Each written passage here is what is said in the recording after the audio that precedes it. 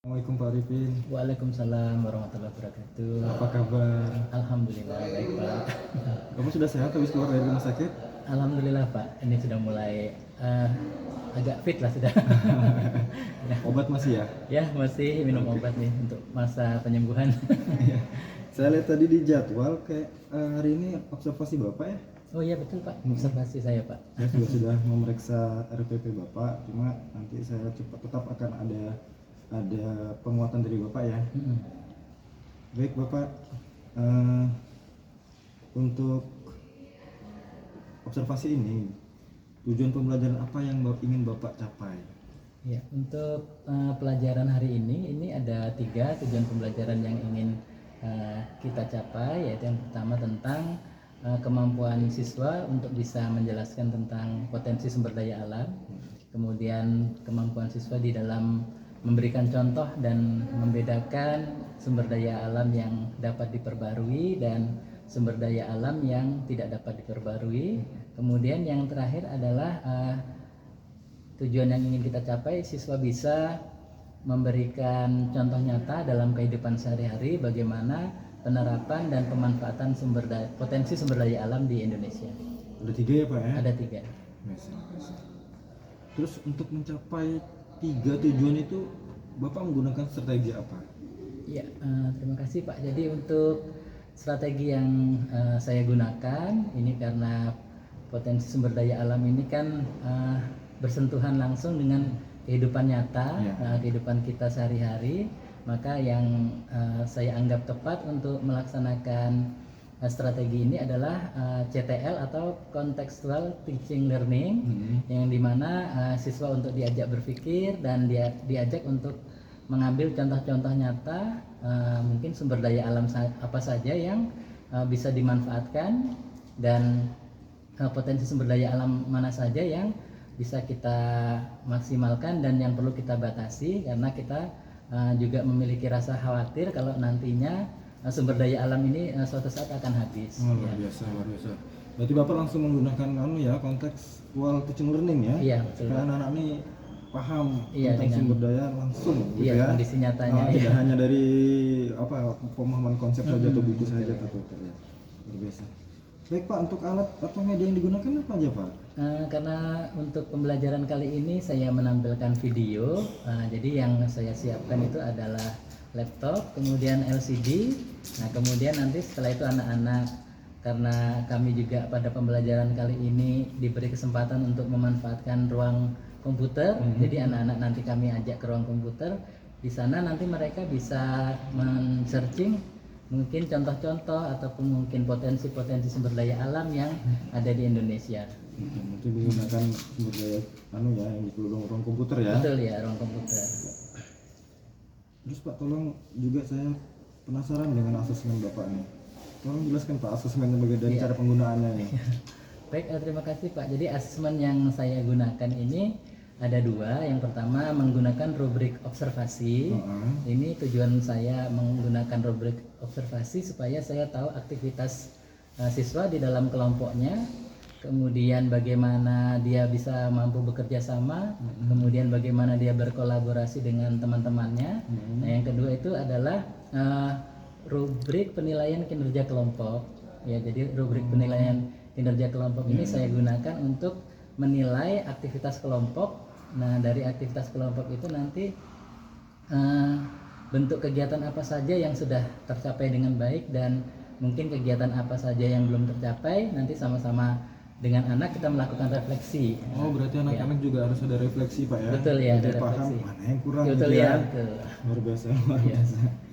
Baik Bapak, sebelum masuk kelas kita buat kesepakatan dulu ya. Kesepakatan tentang tapi sebelum kesepakatannya saya penasaran Pak. Bapak kan kata ini berhasil untuk pelajaran Bapak nih. Pasti ada skala ya? Iya. Skala keberhasilan gitu. Iya. Bapak sebelum ke situ, saat ini merasa Bapak di skala berapa? Antara 1 sampai 10 Pak rentangnya? Kalau untuk saat ini karena kita masih dari proses belajar, skala yang saya gunakan masih di skala 7. Bapak masih masa 7 ya? Iya, merasa masih di skala 7 karena anak-anak juga masih proses mencari, proses untuk menemukan dan membedakan tentang potensi sumber daya alam. Baik Pak, kita buat kesepakatan ya. Sebelum Bapak masuk kelas, sebentar lagi masuk kelas ya Pak. Ya. Pak, fokus observasi, fokus kegiatan yang ingin saya observasi apa Pak?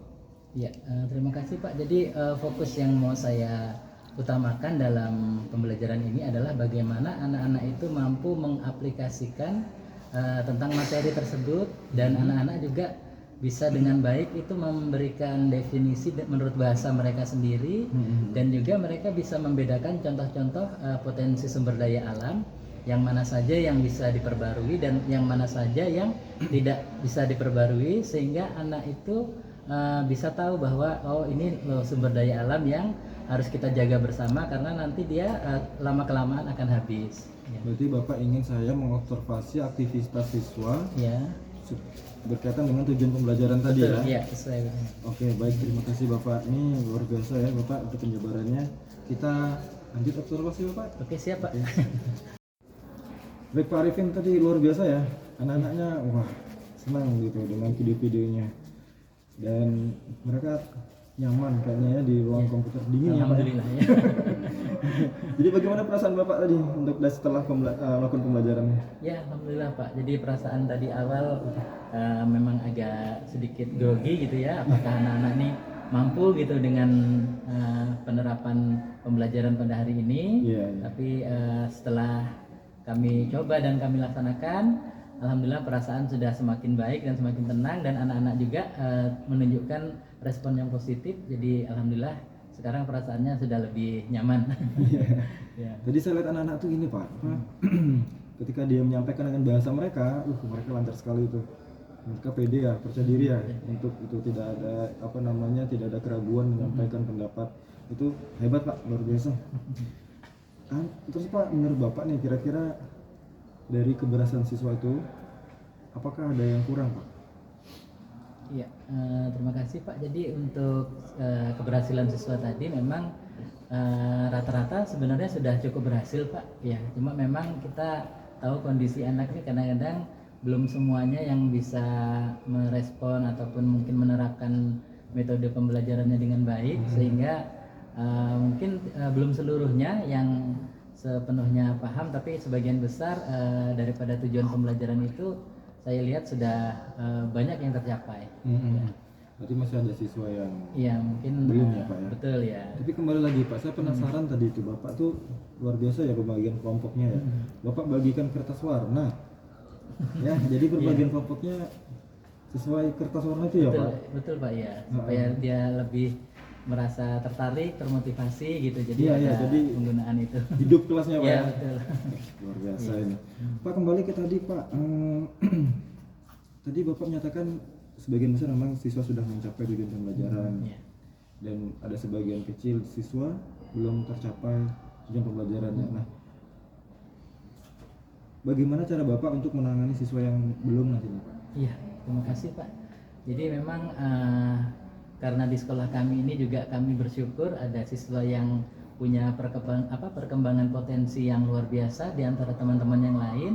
Ya, karena di prinsip sekolah kami itu adalah juga prinsip saling berbagi. Jadi kita menggunakan tutor sebaya. Jadi teman-teman tadi yang ketercapaiannya sudah maksimal, ya kami berharap juga teman-temannya itu bisa menjadi salah satu yang bisa mengangkat mungkin yang teman-temannya tadi belum tercapai, mungkin dengan bahasa sesama teman mungkin lebih mudah untuk diterima untuk siswa yang lain gitu Pak. Ya mungkin karena tadi merasa nyaman, mungkin karena kalau dari guru mungkin sifatnya mungkin dia agak sedikit canggung gitu ya, agak gugup gitu, tapi ketika teman yang menjelaskan karena merasa oh ini temanku yang biasa ngobrol sama aku gitu, jadi ketika kita temannya menjelaskan dia kayaknya lebih gampang menerima gitu. Jadi itu mungkin solusi yang coba saya pergunakan untuk mengatasi yang belum tercapai tadi Pak. Tutor sebaya ya Pak? Iya, tutor sebaya. Memang cukup efektif tutor sebaya itu. Artinya kita guru itu punya asisten di kelas kan, untuk menjelaskan kepada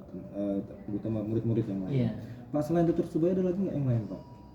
Mungkin untuk selain tutor sebaya juga nanti saya coba memberikan semacam penugasan khusus itu untuk anak yang belum tercapai. Karena potensi sumber daya alam ini sebenarnya juga mudah ya gitu ya, mungkin karena tadi belum bisa mengeksplor dengan baik. Jadi nanti mungkin ada penugasan khusus, apakah nanti melalui foto atau gambar. Nanti anak itu kita coba anak coba diambil foto 1 atau 2 foto yang supaya dia tahu mana sih yang termasuk potensi sumber daya alam yang bisa diperbarui ataupun yang belum bisa diperbarui. Nah ini menarik Pak, berarti asesmennya nanti berbeda ya dengan asesmen yang awal ya? Iya betul. Berarti ada diferensiasi di situ ya? Iya betul. Oh, luar biasa. Pak, untuk melaksanakan tadi seperti momen foto atau apa, Bapak akan melibatkan rekan yang lain dalam membantu Bapak dalam tindak lanjutnya? Oh iya, mungkin bisa juga kami berkolaborasi dengan rekan guru yang lain ya, karena memang mata pelajaran IPS ini dengan IPA itu masih ada sinkronisasinya. Kebetulan tidak hanya disinggung di IPS, ternyata disinggung juga di mapel IPA ya. Jadi sumber daya alam ini sepertinya lebih maksimal kalau juga kita berkolaborasi dengan guru lain.